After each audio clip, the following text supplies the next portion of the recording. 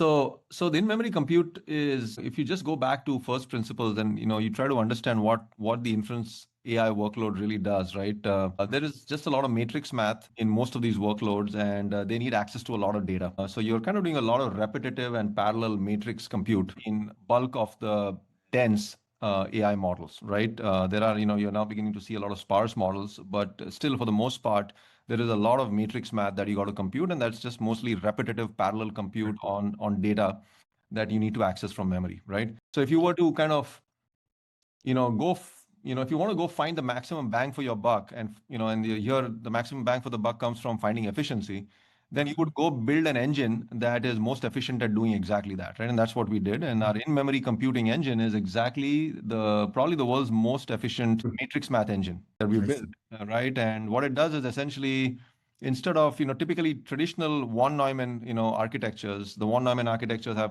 compute and memory. And compute, supposing this is AI compute, and this is a matrix math engine, and there is memory sitting here, and then you are essentially pulling data from, and this is the traditional SRAM in most cases. You're pulling data from this traditional SRAM one row at a time, right? And feeding this compute engine. And there is time and energy spent in pulling that data from SRAM to keep this compute fully occupied. In our case, what we did was we just essentially co-located the compute and memory, right? Essentially built a new class of memory.